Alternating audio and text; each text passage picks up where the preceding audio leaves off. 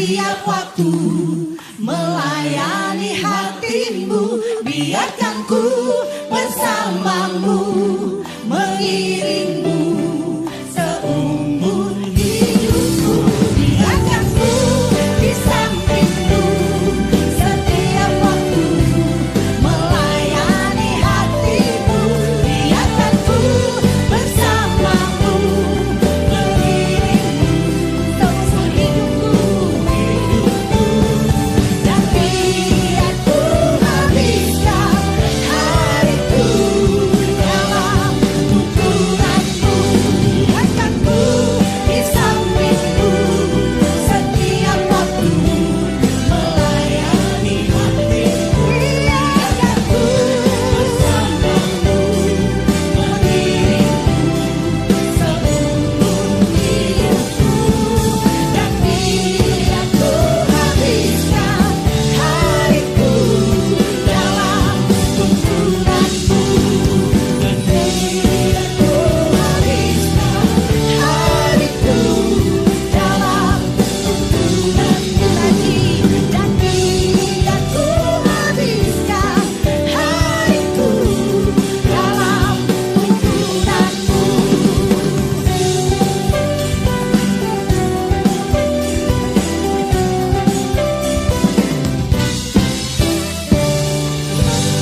Haleluya. Langsung saja buka dalam 1 Timotius 6. Ya, tolong HP-nya di off dulu. Kita fokus dengar kebenaran firman Tuhan. 1 Timotius 6 ayat 6 sampai yang ke-8. Saya akan baca ayat yang ke-6, Bapak Ibu Saudara ke-7 dan seterusnya. Memang ibadah itu kalau disertai rasa cukup memberi keuntungan besar. 7. Sebab kita tidak membawa sesuatu apa ke dalam dunia, dan kita pun tidak dapat membawa apa-apa. Kita baca bersama-sama ayat yang ke-8. 2, 3. Asal ada makanan dan pakaian, cukuplah. Kita kembali ke ayat yang ke-6, Bapak Ibu Saudara. Kita akan belajar hari ini. Memang ibadah itu kalau disertai rasa cukup memberi keuntungan besar. Perhatikan kata ibadah di situ, Bapak Ibu Saudara. Kalau kita menyebut kata ibadah bagi negara religius seperti Indonesia ini, Bapak Ibu Saudaraku, ini kata-kata yang tidak asing lagi di telinga kita. Betul, Bapak Ibu Saudara. Kalau hari Minggu ibadahnya orang Kristen. Kalau hari Jumat itu ibadahnya saudara kita Muslim. Nah, pertanyaan ini sering muncul di setiap kehidupan kita. Mau kemana? Mau ibadah, ya. Dan makna ibadah hanya dimaknai begini, Bapak Ibu Saudara. Datang hari Minggu, berdoa, menyanyi dengan khotbah, persembahan, pulang. Kan begitu, ya. Jadi setiap minggu itu rutinitasnya begitu saja. Ya. Hanya bicara gini, soal seremonial, datang, duduk, nyanyi dengan khotbah, persembahan, pulang. Dan minggu kembali kita akan ketemu kembali di sini. Percaya sama saya, ngapain itu? Datang, duduk, dengar, nyanyi, kasih persembahan dengan khotbah, pulang langsung. Nah, bayangkan Bapak Ibu Saudara, saya 54 tahun saya lakukan itu terus menerus. Jadi terkonseplah di benak kita, di pikiran kita, bahwa ibadah itu hanya bicara soal seremonial dan ritual. Kalau rekan-rekan Muslim kan begitu, ke masjid, wudhu, ya, pakai begitu cara mereka, habis itu pulang. Nah, kalau ibadah hanya kita maknai seperti itu saja, Pak, makanya hidup kita gak pernah berubah. Begitu, ya. Hidup kita terus menerus akan berputar-putar di situ-situ saja, nggak mengalami sebuah proses perubahan. Karena yang ada di otak kita, ibadah itu bicara begini, ritual dan seremonial. Udah, ibadah itu tidak punya kekuatan untuk merubah hidup kita. Makanya orang berkata begini, hidup nggak pernah berubah ya. Loh iyalah, Tuhan Yesus nggak pernah berubah. Loh maksudnya? Bagaimana? Kalau Tuhan Yesus tidak pernah berubah, terus hidupku nggak pernah berubah? Nggak boleh begitu, Bapak Ibu Saudara. Ya, karena apa? Ibadah hanya sekedar ritual dan seremonial. Nah, kita harus bertobat dari sini, agar hidup kita mengalami proses perubahan hidup. Nah, kita bedah sekarang, apa maksudnya ibadah itu yang Tuhan maksudkan. Ibadah itu bahasa Ibrani-nya euselia. Artinya begini, kehidupan dalam kekudusan. Itu maksudnya ibadah. Jadi begini, Tuhan pengen kata begini, nah kamu kalau beribadah itu bukan ritual dan seremonial, tetapi kehidupanmu harus di dalam kekudusan. Kapan itu? Hari Minggu doang? Bukan. Setiap hari di dalam kehidupan kita harus menjaga kehidupan kita agar tetap kudus. Itulah ibadah. Jadi ibadah itu tidak dibatasi dengan ruang dan waktu dan tempat, Bapak Ibu Saudara. Dimanapun kita sedang melakukan ibadah kita. Ketika apa? Ketika kita menjaga hidup kita di dalam kekudusan. Itu kata makna dari kata ibadah itu. Yang kedua apa? Memberi rasa hormat kepada Tuhan.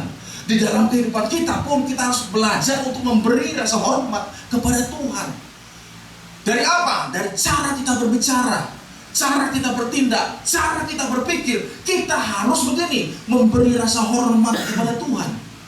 Itu ibadah sebenarnya, Bapak Ibu Saudara. Di dalam aspek kehidupan kita, dimanapun kita berada, di sekolah kita, di kampus kita, di pekerjaan kita, di bisnis kita, di keluarga kita, di lingkungan kita, kita harus belajar memberi rasa hormat kepada Tuhan. Kita harus punya sadar, Bapak Ibu Saudara, bahwa Tuhan itu ada bersama-sama dengan kita. Makanya kalau kita sadar bahwa Tuhan itu hadir di segenap hidup kita, kita harus memberi rasa hormat. Dengan apa? Ucapan bibir kita. Dengan apa? Perkataan kita. Dengan apa? Pikiran kita, tingkah laku kita, perilaku kita. Itu kalau sedang beribadah. Amin, Bapak Ibu Saudara. Bukan menyanyi. Percuma lah kita menyanyi di sini. Hah? Kudus. Di luar kita nggak bisa jaga kekudusan. Di luar kita tidak bisa menjaga rasa hormat kita kepada Tuhan. Percuma, Bapak Ibu Saudara. Ya, Bapak Ibu. Karena kalau orang mau pergi ibadah itu, Bapak Ibu Saudara, ya, tadi kan disambut gitu. Setelah beribadah ya, mati dia sekali nanti gak usah begitu. Pulang saja. Pak, mau pulang nih. Setelah beribadah ya Pak ya. Amin. Jangan datang sebelum ibadah. Pulang, Pak, setelah beribadah Pak ya. Di luar sana Pak. Di kantormu, pekerjaanmu, bisnismu, sekolahmu, studimu, dimanapun, selamat untuk beribadah. Tenangkan konsep itu Bapak Ibu Saudara. Jadi konsep kita tentang ibadah harus berubah. Bukan di gedung, bukan, tapi di segala tempat dan situasi Bapak Ibu Saudara. Itulah ibadah kita. Yang ketiga, hidup berbakti kepada kehendak Tuhan. Hidup kita harus berbakti kepada kehendak Tuhan. Ya, melakukan kehendak Bapa di surga. Makanya Yesus berkata apa? Makananku ialah melakukan kehendak Bapa dan menyelesaikan pekerjaannya. Itu ibadah, Bapak Ibu Saudara. Ya, lakukan kehendak Tuhan. Yang keempat apa? Hidup taat kepada Tuhan. Taatlah akan perintah Tuhan. Nah, kalau sudah mulai begini, mudah atau enggak, Bapak Ibu Saudara? Loh, ada orang di sini? Mudah atau tidak kalau begini? Harus diperjuangkan ini, Pak. Bukan haleluya. Aduh. Kalau menyanyi saja, semua orang bisa menyanyi. Tetapi kalau ini ibadahmu kudus, menghormati Tuhan, berbakti kepada Tuhan, taat kepada Tuhan, itu harus diperjuangkan. Karena itu ibadah kita. Jadi kalau kamu pulang dari tempat ini, salami, Pak, selamat beribadah Pak ya. Pulang. Jadi orang melihat begini, kenapa kau hidupmu ini kok lurus ya, kenceng, presisi. Kau katakan teman-teman, aku sudah beribadah ini. Oh, begitu ya? Iya. Gereja mana? basi ini. Siapa gembalanya? Ivan. Tapi jangan begini. Di hari Minggu, wah kurus sekali dia. Di hari biasa, setan pun sungkan sama dia. Hah? Jadi orang gini, kamu ini pelayanan di gereja ya? Iya loh. Tapi lakukan kok begini. Gereja mana kamu? Basir, awas kamu. Janganlah. Hah? Harus menampakkan perubahan itu Bapak Ibu Saudara, bahwa kita sedang beribadah.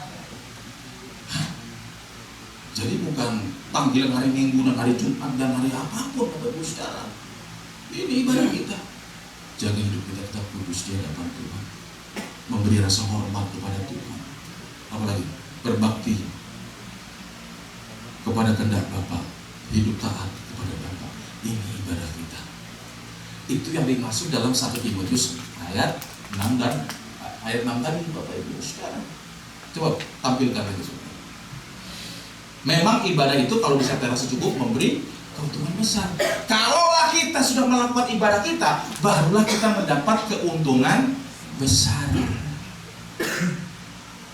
Yang kita lakukan 4 tadi itu loh, barulah kita mendapat keuntungan besar kata Tuhan. Nah kalau ibadahnya yang diartikan cuma menyanyi, memuji, enggak, belum mendapat keuntungan besar kamu nak. Tetapi kalau kamu taat, melakukan kehendak Bapa, memberi rasa hormat, menjaga hidup tetap kudus, barulah kamu mendapat keuntungan besar. Kata firman Tuhan. Nah sekarang kita masuk lagi. Memang ibadah itu kalau disertai rasa cukup. Maksudnya rasa cukup apa? Nah ini rasa cukup bahasa aslinya autarkia. Artinya begini, ibadah adalah kebutuhan.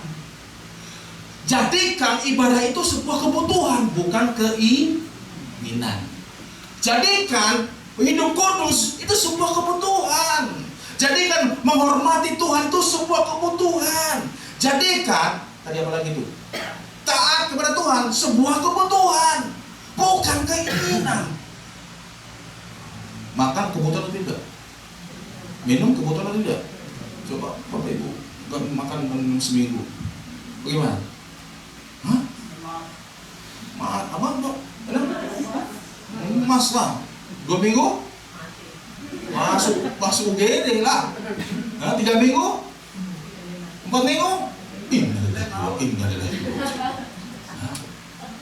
karena makan dan minum itu sebuah kebutuhan. Harusnya ibadah itu juga kita jadikan sebuah kebutuhan. Apa tadi itu? Kehidupan kudus, sebuah kebutuhan kita. Apalagi memberi rasa hormat, sebuah kebutuhan kita. Apalagi tadi itu? Apa? Nah ini, apa tadi itu? Hidup berbakti kepada Tuhan sebuah kebutuhan. Hidup taat kepada Tuhan sebuah Jadikan 4 ini sebuah kebutuhan kita. Barulah kita mendapat keuntungan besar. Jangan jadikan ibadah itu sebuah keinginan. Nah kalau keinginan itu mut-mutan. Kalau kita mut, hidup kudus. Kalau nggak mut, enggak. Kalau kita mut, ya memberi rasa hormat. Kalau kita nggak mut, ya enggak juga lah. Itu sebuah keinginan Bapak Ibu Saudara, mut-mutan. Makanya banyak orang Kristen termasuk saya kadang mut-mutan. Jadi grafik itu mut-mutan dia Bapak Ibu Saudara. Apa ini? Apa ibadah itu Bapak Ibu Saudara? Kalau kita jadikan ibadah itu sebuah keinginan, bukan jadikan ibadah itu sebuah kebutuhan.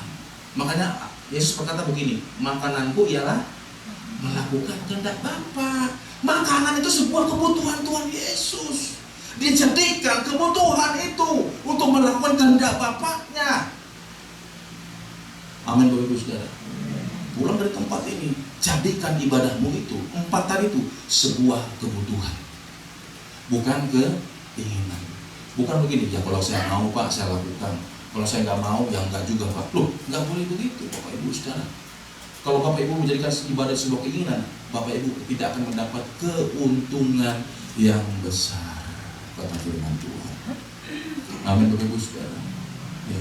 Jadi ibadah kita bukan bicara soal seremonial dan liturgi.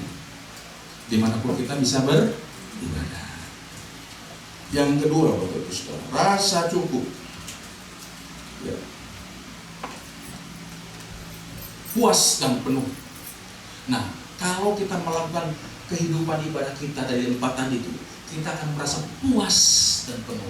Kita jadikan itu kebutuhan, kita akan merasa puas dan penuh dalam kehidupan kita. Banyak orang hidupnya kosong, karena apa? Tak pernah jadikan ibadah itu kebutuhannya, makanya kosong hidupnya. Hah? Kuat di sini, pulang ke tempat ini, kosong lagi. Seperti ember yang bocor, Bapak Ibu Saudara. Kuat di sini, puji Tuhan, haleluya. Keluar, ada masalah, lemas lagi. Hah? Lemas, hidup sembarangan lagi, nggak memberi rasa hormat lagi, nggak jaga kekudusan lagi, nggak berbakti kepada Tuhan lagi, nggak taat sama Tuhan lagi, lemas lagi. Datang lagi, kuat lagi. Ya kan, itu sudah Bapak Ibu Saudara, susah Bapak Ibu Saudara. Nah, bayangkan kalau gembala punya domba yang model begini, bisa nggak apa-apa, kita bubar saja lah, ya kan? Stroke saya nanti. Ini apa lah ini? Ya kan?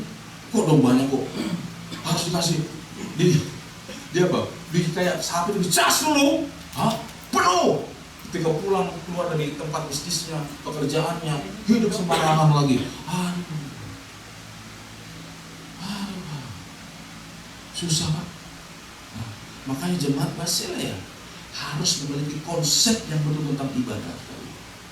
Nah, Bapak Ibu Saudara, jadi dimanapun ketika kita mengendarai kendaraan, disalib sama orang, apa? Mainkan gitu kan? Nah itu saya tuh orang, sudah, ya oh, saya kan emosi tingkat tinggi Bapak Saudara. Saya kalau misalkan disalib itu, saya salib kali-kali. Terus saya buka itu kaca sebelah, saya pengen lihat begini. Di sisi muka lurus. Tapi saya sempat begini. Pengen tahu siapa ini. Tahu loh, Pak. Kenapa kok kamu tiap kali yang disalib? Kok pasti liatin orang itu ya? Kan, siapa tahu teman saya bilang. Nah, karena kita lupa, Bapak Ibu Saudara, ya nggak? Di jalan, di mobil, kita marah, kita ingat sekarang kita tetap sedang luar biasa nggak? Kita memarah, oh Tuhan, aku sedang beribadah Tuhan, jaga hidupku, kudus Tuhan, ajarku untuk rasa hormat Tuhan, dari perilakuku, perkataanku Tuhan, aman Bapak.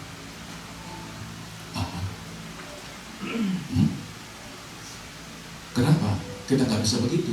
Karena kita konsep kita dalam ibadah hanya di gereja.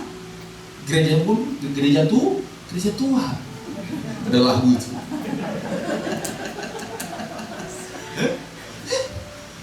Jadi ketika pulang dari tempat ini, Bapak Ibu mengendarai motor, mobil, di situ ibadah kita, di situ kita diuji.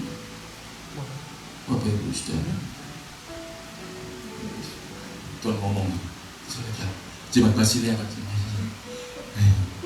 minggu ibadah dia lah, sebentar. Mereka bilang, ibadah Tuhan, enggak, gaya-gayaan aja tuh mereka itu, coba lihat. Nah, lihat nanti pulang nanti di sini deh. Ketika di jalan, cepat kalau kelakuannya dia. Lihat kan, hijau, kuning, merah. Harusnya kan hijau, kalau ke kuning itu dipelankan mobilnya ya Bu. Kalau kita apa? Gas.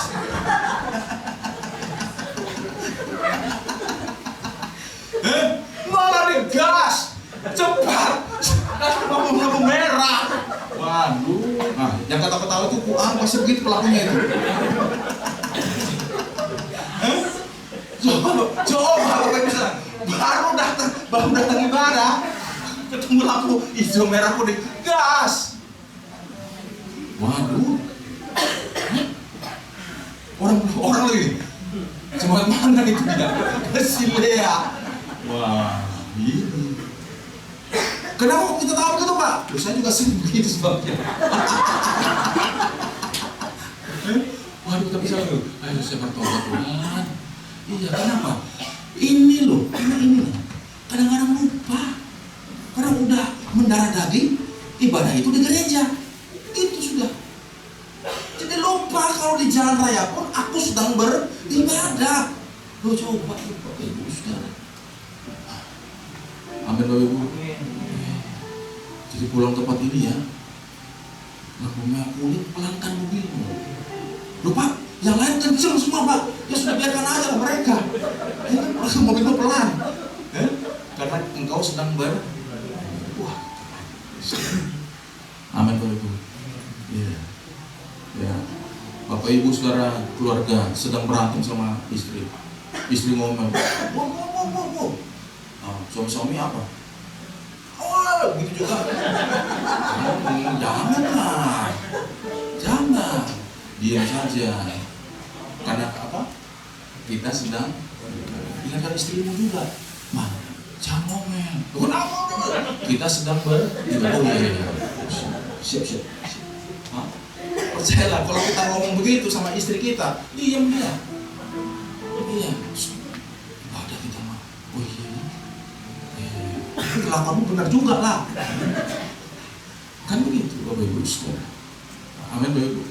Nah, yang kedua, puas dan penuh. Ketika kita melakukan ibadah 4 tadi itu, barulah kita merasa puas, penuh. Kita gak kosong lagi. Gak kosong, penuh kita. Amin Bapak Ibu Saudara. Yang ketiga, rasa cukup itu tidak bergantung kepada faktor eksternal luar. Nah, sering kita itu, ibadah kita dipengaruhi oleh faktor eksternal luar. Loh, dia begitu Pak, ya kita juga begitu lah. Loh, kenapa begitu? Loh, mereka juga begitu Pak, ya kita juga harus begitu lah. Loh, kok begitu? Tuhan katakan enggak begitu nak. Jangan ibadahmu itu dipengaruhi oleh faktor luar. Loh, mereka hidup gak kurus juga Pak, kita juga ya. Loh, begitu. Loh, mereka hidup sembarangan Pak, ya kita juga harus samakan saja lah. Gak boleh Pak. Nah, hidupmu, ibadahmu tidak boleh dipengaruhi oleh faktor eksternal. Kalaupun dunia memberi keinginan kepadamu, kenikmatan dunia kepadamu, kau bilang gini, enggak. Kenapa? Kamu sudah puas dan penuh. Gak perlu lagi diisi oleh dunia, kenikmatan dan keinginan. Gak perlu. Banyak anak muda kenapa? Menikmati keinginan dunia, percintaan akan dunia. Kenapa? Karena kosong. Dia cari kenikmatan dunia yang bisa memuaskan hasratnya. Nah, kalau dunia berikan sesuatu, itu gak penuh, gak puas, dia akan terus berputar-putar. Sudah dapat ini, pengen dapat itu. Udah dapat itu, pengen dapat ini lagi. Ini begitu lagi, pengen terus. Tetapi kalau ibadahmu bisa merasa cukup, kau puas, engkau penuh di dalam Tuhan. Dunia tawarkan sesuatu, cukup. Amin Bapak Ibu Saudara. Hidup kita tidak dipuaskan oleh dunia ini Bapak Ibu Saudara. Hidup kita dipuaskan oleh Tuhan. Bapak Ibu Saudara, jangan bergantung kepada faktor eksternal. Pak, doaku belum dijawab Pak. Aku belum disembuhkan. Ayo. Aku sampai sekarang Pak umur sekian belum dapat jodoh. Bagaimana sudah? Bagaimana nih? Masih menganggur aku Pak. Makanya nggak usah aku jaga kekudusan lagi, nggak usah aku memberi rasa hormat, nggak usah aku hidup taat. Loh, berarti ibadahmu itu dipengaruhi oleh faktor eksternal keluar. Nggak boleh tuh. Kalaupun kamu belum bekerja, minta sama Tuhan. Minta sama Tuhan. Ibadah yang sungguh. Jaga hidupmu dengan tulus. Ya. Beri rasa hormat kepada Tuhan dengan perkataanmu, tingkah lakumu, pikiranmu. Taat sama Tuhan. pasti Tuhan kasih. Amin Bapak Ibu Saudara. Pasti Tuhan jawab doa-doamu. Ya Bapak Ibu Saudara. Itu rasa cukup. Yang terakhir,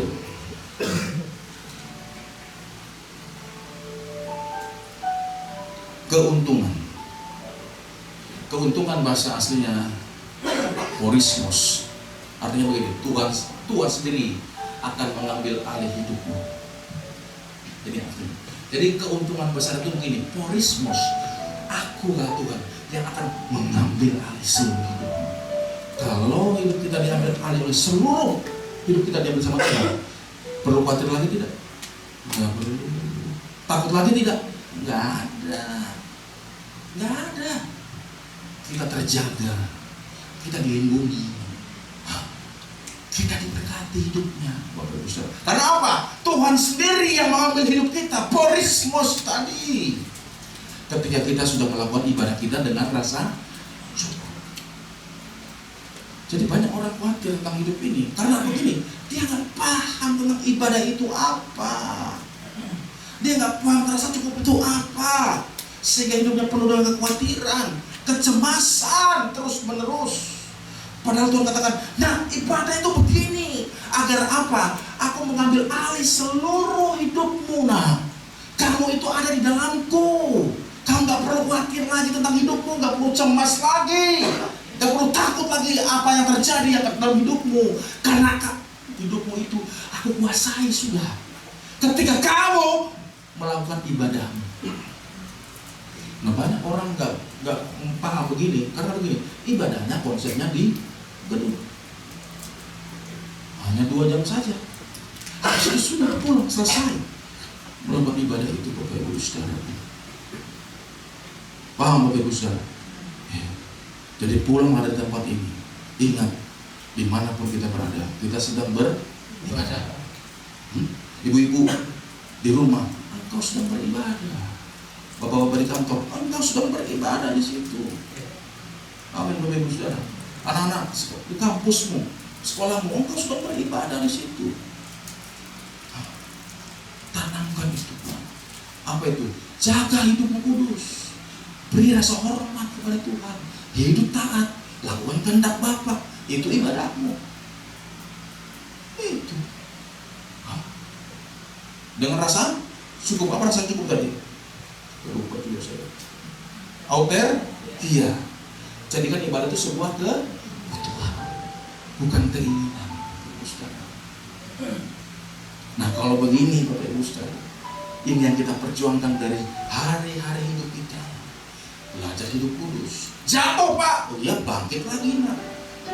Waduh aku ngomong sembarangan Pak hari ini. Oh iya jaga lagi, bangkit lagi. Jaga ngomongmu, jaga perilakumu, jaga otakmu, pikiranmu bersih. Jadikan itu kebutuhanmu, nak.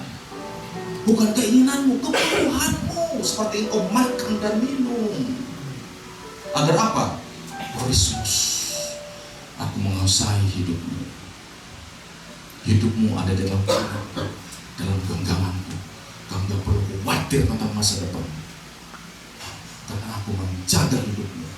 Itu keuntungan yang besar. Apa yang kita khawatirkan Pak tentang hidup ini Pak, Bu? Nah, apa? Kalau kita masih khawatir, ya tadi itu konsep kita tentang ibadah masih salah, masih keliru. Ayo kita perbaiki bersama pagi ini, Bapak Ibu Saudara. Jadi ibadah itu begini, cara hidup, gaya hidup itu ibadah kita, cara hidup kita dalam menjalani hari demi hari, Bapak Ibu Saudara. Gaya hidup kita dalam menjalani hari-hari yang kita hadapi, Bapak Ibu Saudara. Firman Tuhan berkata, asal ada makanan dan makanan, cukup Bapak Ibu Saudara. Kalau kita lakukan ini Bapak Ibu Saudara, saya katakan Tuhan, ajarku ini lebih presisi lagi Tuhan. Dalam setiap segenap hidupku, fokus sama Tuhan. Aku sedang beribadah Tuhan. Amin Bapak Ibu Saudara. Selamat berjuangnya Bapak Ibu. Sama-sama kita berjuang. Di tempat ini belum ada yang sempurna kan? Kita masih dalam proses belajar kesempurnaan itu, Bapak Ibu Saudara. Ayo sama-sama dengan saya kita berjuang bersama untuk melakukan ibadah